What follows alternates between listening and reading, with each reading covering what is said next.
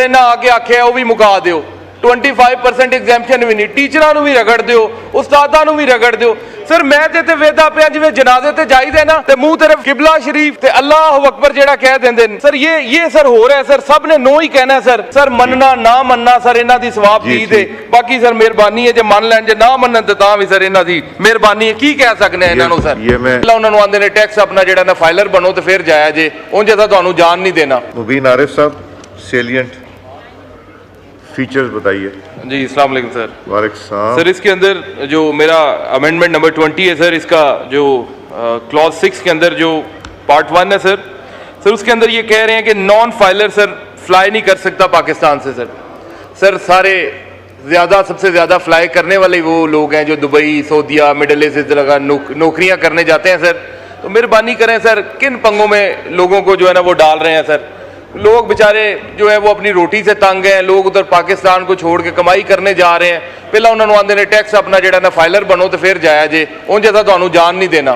Sir number 2 sir FTR sir exporters को इन्होंने final tax regime से सर निकाल दिया, इन्होंने नॉर्मल टैक्स रिजीम के अंदर डाल दिया सर।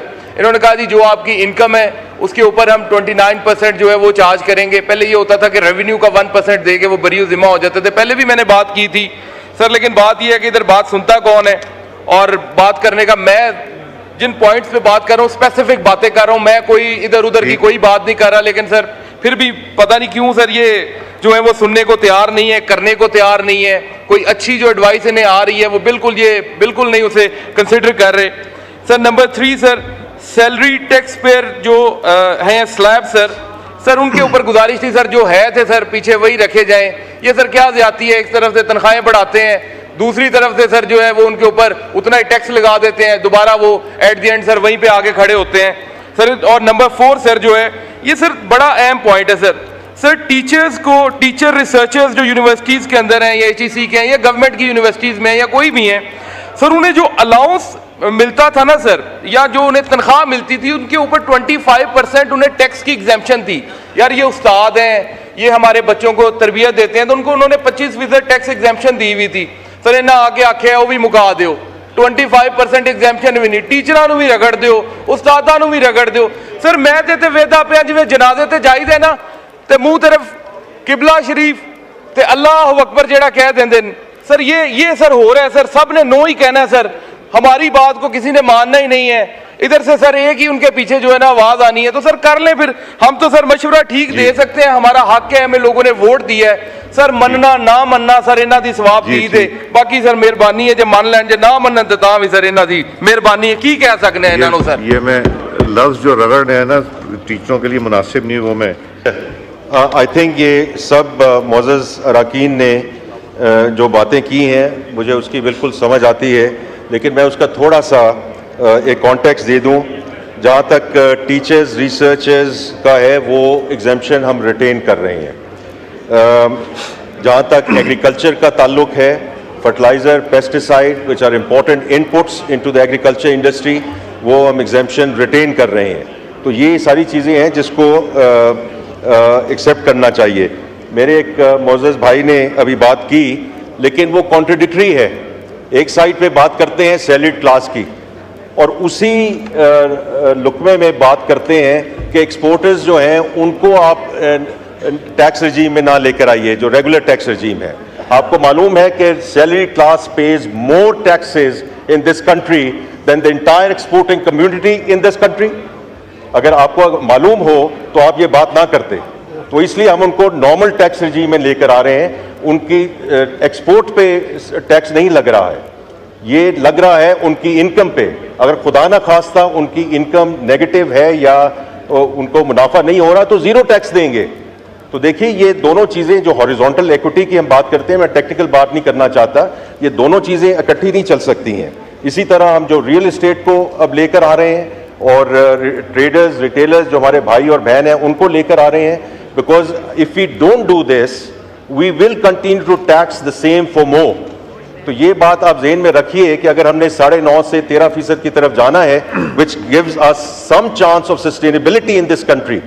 अगर हमने रिलीफ देनी है, हमने और चीज़ें करनी है, हमने अपनी डेवलपमेंट करनी है, अपने पाँव पे खड़ा होना है। और जैसे प्राइम मिनिस्टर साहब ने कहा कि ये IMF का आखिरी प्रोग्राम होगा तो हमें ये सेल्फ रिलायंस लानी पड़ेगी, हमें अपनी रिसोर्सेज जो हैं इसको इस लेवल पे लेकर जाना पड़ेगा कि हम we can then allocate resources in all the areas. जो मेरी बहन ने भी बड़ी अच्छी बात की है in terms of climate change, और जो एनवायरमेंटल साइड पे आप बिल्कुल ठीक कह रही हैं, और हमने उस साइड पे भी अगर आप गौर कीजिएगा हमने उस साइड पे भी एलोकेशन ज़्यादा की है, ऑपरेशन में भी जो PSDP है उसमें भी, इसी तरह जो IT सेक्टर है रिकॉर्ड इजाफा किया है in terms of operational and the developmental expenditure for this coming year, because मैं प्राइम मिनिस्टर साहब की हिदायत के मुताबिक 2 सेक्टर्स एग्रीकल्चर एंड IT, इनका किसी प्रोग्राम के साथ कोई ताल्लुक नहीं है। ये 2 सेक्टर्स हैं जो इंशाल्लाह हमें आगे लेकर जाएंगे और इस मुल्क को आगे लेकर जाएंगे। बहुत शुक्रिया स्पीकर साहब। Now put the amendment as moved by Minister of Finance. The question is that amendment as moved be adopted. All those in favor of it may say aye. All those against it may say no. I think ayes have it. Consequently, the amendment is adopted. Now, Mubin Arif Sahab. Mubin Sahab, short to the point जी repetition बिल्कुल, now. मैं to the point ही बात कर रहा हूँ जी, मैं point से नहीं आगे जाऊंगा, मैं अमेंडमेंट पे ही बात करूंगा। अली मोहम्मद खान साहब ने बड़ा डिटेल्ड में बता दी है, मेरा नहीं ख्याल के कोई चीज़ बची है। सिर्फ मैं जो भी खड़ा हुआ हूँ, मैं इसलिए खड़ा हुआ हूँ कि पीपल्स पार्टी को गुजारिश कर सकूँ कि वो इसके ऊपर वोट करें, क्योंकि मेरी बहन शादिया मरी साहबा ने उस दिन ये सारी बातें की कि दिल की सर्जरी, हार्ट सर्जरी और ये न्यूरो सर्जरी और ये सारी चीजों के ऊपर जो टैक्स किए, ये बिल्कुल इसके ऊपर अमेंडमेंट लेके आए। सर मेरी बड़ी ख्वाहिश है कि बिल्कुल जो उन्होंने बातें अपनी तकरीर में की थी आज करके भी दिखाएंगे, जिसके ऊपर वोट करेंगे। जी मैं बड़ी मेहरबानी। Finance, do you oppose it? Minister finance, do you oppose? जाने दीजिए जी, मैं आप पहले अपोज कीजिए। आपका नाम लिया। I oppose, but I can also मैं थोड़ा सा अपोज कर रहा हूं, लेकिन एक्सप्लेन कर दीजिए। ये अली मोहम्मद साहब ने जो बातें की हैं, आई थिंक उसमें मैं सिर्फ ये जिक्र करना चाहता हूं कि प्रॉब्ली इनके पास सारी क्लैरिफिकेशंस नहीं पहुंची हैं। जो एग्जाम्पशंस हम ऑलरेडी रिटेन कर चुके हैं किताबों पे, न्यूज़ प्रिंट पे, एक्सरसाइज बुक्स पे, cardiology, cardiac surgery equipment including stents पे, फाटा पाटा वाला असद कैसर साहब बेहतर समझते हैं कि ये एक बड़ी मुश्किल चीज़ थी हमारे लिए, जो हमने इनकी रिक्वेस्ट पे और हमने इसको एक्सेप्ट किया है इस एग्जाम्पशन को।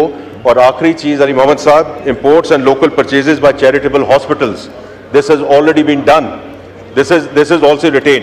आखिरी चीज़ मैं सिर्फ दूध का कहूँगा, देखिए इस मुल्क के और आपके एक बहुत मोअज़्ज़ज़ रुकन ने कल ये बात की और बहुत मुनासिब बात की कि इस मुल्क में दूध की ज़रूरत है, अच्छे दूध की ज़रूरत है, बिल्कुल ज़रूरत है, but doesn't have to be a packed milk और